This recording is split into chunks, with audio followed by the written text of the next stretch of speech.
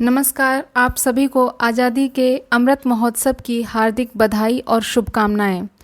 देश हित संघर्ष करने वाले सभी नायकों और बलिदानियों को मैं शत शत नमन करती हूँ। आज देश को आज़ाद हुए 75 वर्ष हो गए हैं। इन 75 सालों में देश ने उन्नति भी की है, लेकिन क्या हमारा देश वैसा बन पाया है जैसा कि हमारे स्वतंत्रता संग्राम सेनानी चाहते थे?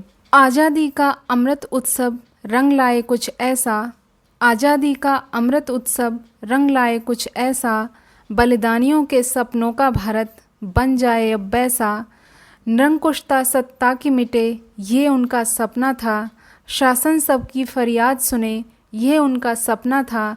निर्बल निर्धन को न्याय मिले, ये उनका सपना था। बदहाली भ्रष्टाचार मिटे, ये उनका सपना था। सोचो अब तक कहाँ हैं पहुँचे, स्वप्न अधूरे, स्वप्न अधूरे। हाथ उठाकर शपथ उठाओ, ढूंढ के हम लाएंगे अमृत। हाथ बढ़ा संकल्प उठाओ, जय हो भारत, जय हो भारत। ढूंढ के हम लाएंगे अमृत, ये मैंने इसलिए कहा कि 75 साल बाद भी हमें ना अमृत दिखाई दे रहा है, ना ही महसूस हो रहा है। हाल ये है कि लोग फ्रस्ट्रेटेड हैं, सड़कों पर गुस्सा लिए घूम रहे हैं और कहीं भी अपना गुस्सा निकाल रहे हैं, और कुछ लोग सिर्फ गुस्सा सह रहे हैं। हैप्पीनेस इंडेक्स में हमारा देश अपने सभी पड़ोसियों से पीछे रहता है। यहाँ भविष्य इतना अधर्म्य है कि मेहनत के बाद भी परीक्षा कभी भी निरस्त हो सकती है। पैसे के बल पर योग्यता और प्रतिभा पीछे छूट जाती है।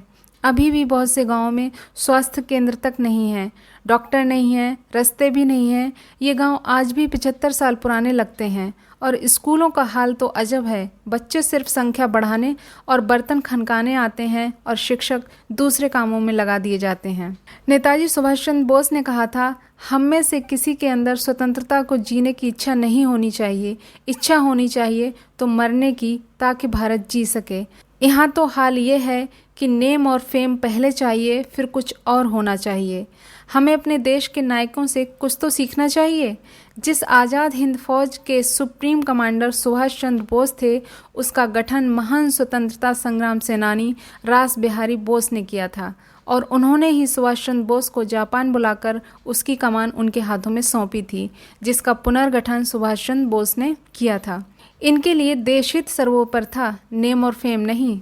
ऐसे ही 1907 की सूरत फूट के बाद लोकमान्य बाल गंगाधर तिलक कांग्रेस से अलग हो गए थे, लेकिन 1916 में उन्होंने पिछली बातें भूलकर कांग्रेस से फिर समझौता कर लिया था। इसका मकसद सिर्फ देशहित ही तो था।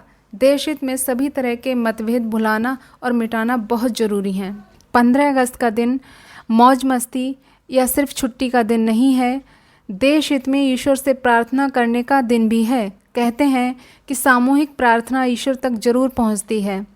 और ये सोचने का दिन भी है कि हमारी पीढ़ी मोबाइल में गेम खेलकर या रील्स देखकर टाइम पास करती रही तो आने वाले समय में चीन जैसे पड़ोसी का मुकाबला कैसे करेंगे, जिस पर हम हर छोटी बड़ी चीज़ के लिए निर्भर हैं। देश सेवा के लिए हर व्यक्ति सरहद पर खड़ा नहीं हो सकता, लेकिन अपने हिस्से का काम ईमानदारी से करता रहे, यह भी देश सेवा ही है। अपनी संस्कृति और विरासत पर गर्व करते रहना चाहिए, क्योंकि जो लोग ऐसा नहीं करते अपनी पहचान खो देते हैं, और पहचान खोने वाला व्यक्ति कहीं का नहीं रहता।